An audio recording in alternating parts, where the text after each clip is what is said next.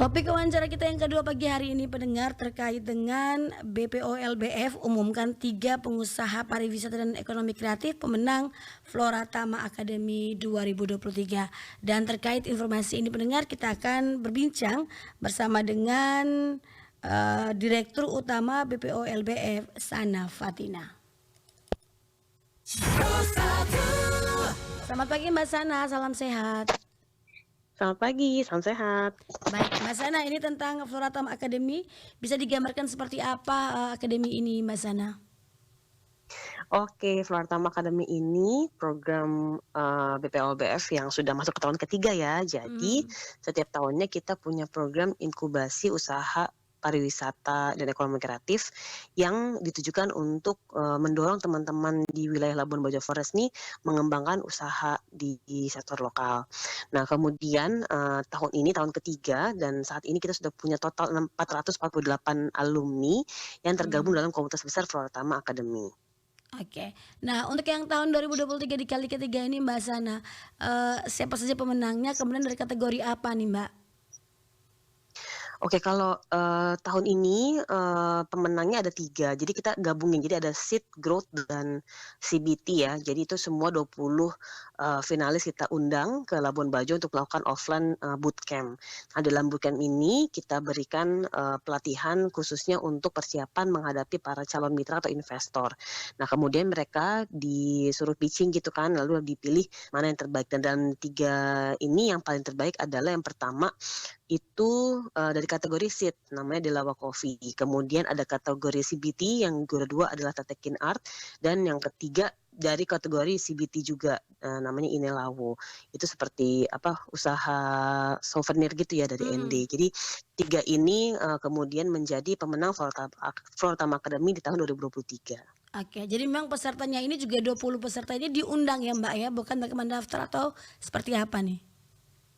Oh, jadi gini, kan kita buka awalnya dengan webinar seperti biasa, kemudian kita open call untuk siapa aja boleh daftar menjadi peserta Flora Tama Academy. Cuma memang tahun ini seperti tahun lalu kita bagi menjadi 3 kategori. Ada kategori seed untuk usaha yang bertumbuh, kemudian ada kategori growth yang berkembang, dan terakhir adalah kategori CBT atau community base seperti itu. Nah, setelah itu mereka masuk, kemudian mereka di masing-masing kategori nih ya, kemudian di masing-masing ini mereka melakukan mentoring. Jadi kita kasih sesi kelas-kelas pengembangan usaha sesuai dengan kelasnya masing-masing, kemudian ada sesi mentoring, dan sebelum akhirnya mereka di antara kelas tersebut yang terbaiknya yang dibawa ke bootcamp di Labuan Bajo kemarin. Oke. Nah, kemudian setelah menjadi pemenang nih, apa pendampingan mungkin yang dilakukan oleh BPO LBF terhadap para pemenang ini? Jadi karena mereka sudah masuk ke dalam komunitas Flora Tama ini kan sebenarnya komunitas kan luas ya, kita buat namanya ekosistem Flora Tama Creative Hub.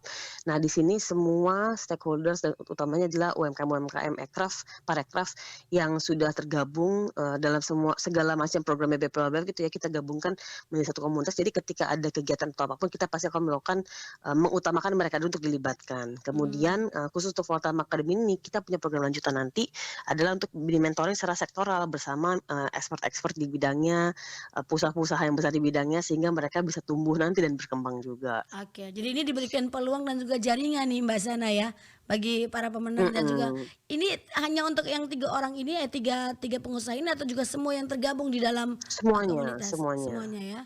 Oke, baik. Nah, dalam jangka waktu dekat ini apakah ada program lagi dari BPO LBF terkait dengan pengusaha ekonomi kreatif ini Mbak Sana? Kalau hari ini kita ada lagi program sertifikasi dan pelatihan untuk teman-teman SDM di sektor parekraf, ada untuk perhotelan, ada untuk pemanduan wisata, ada untuk pemanduan selam dan lain-lainnya. Kemudian kita juga lagi on the way ya untuk membangun sebuah konser gitu, jadi kayak acara-acara musik, ada Picnic Over the Hills, ada juga Labuan Suara yang kemarin permainan Adiaton, dan juga beberapa rangkaian kegiatan sampai di akhir tahun. Jadi sepertinya memang untuk 3 bulan terakhir ini bakal banyak kegiatan dan event-event seperti itu. Bakal padat ya Mbak ya sampai di Desember nanti. Iya, biar makin rame Labuan Bajonya. Oh, yang paling seru nih dalam 2 hari ke depan kita lagi mau menyambut teman-teman yang kemarin Wanadri lagi lakukan kayaking tuh keliling Flores, mereka akan nyampe Labuan Bajo, jadi kita akan tunggu ceritanya mereka seperti apa. Oke, kemarin sempat diwawancara di RRI ini ya, Pak Aduh saya lupa namanya ya, dari kayak Pak itu. Yopi. Pak Yopi benar, Iya, iya. betul Oh berarti betul. nanti Pak Yopi dan teman-teman kayak si Indonesia akan ke Labuan Bajo lagi ya? Iya betul, jadi, tanggal 5 insyaallah akan tiba Labuan Bajo, hari ini mereka udah berangkat dari area Golomori. Oke, baik. Yang terakhir Mbak Mhm. Sana, apa harapan dan juga himbauannya ini sangat getol ya mempromosikan Labuan Bajo, kemudian untuk UMKM-UMKM ini untuk terus berkembang? Ya, jadi harapannya ini kan kita sudah mulai masuk fase normal ya, jadi wisatawan mulai datang, wisman mulai bermunculan lagi gitu kan, yang Mhm. kemudian tahun depan mungkin akan lebih banyak dan lebih stabil lagi. Jadi, mungkin teman-teman karena udah latihan nih selama 3 tahun terakhir, ini saatnya, untuk kita, terus, konsisten dalam menciptakan produk-produk dan layanan yang berkualitas gitu ya. Karena bagaimanapun juga kan wisatawan ini kalau dia dapat servis yang bagus, dia akan cerita ke orang-orangnya, tapi kalau dapat servis yang jelek, dia juga akan cerita sama Oke. teman-temannya. Jadi, mudah-mudahan teman-teman yang, di Labuan Bajo ini sudah semakin siap untuk menyambut wisatawan ke depan. Oke, baik siap dan kami juga menunggu informasinya nih Mbak Sana ya, biar bisa, diberikan kepada Mhm. masyarakat yang hal-hal baik seperti ini. Oke, terima kasih Mbak Oke, Sana. Selamat pagi, salam sehat terima selalu. kasih. Selamat pagi, salam sehat.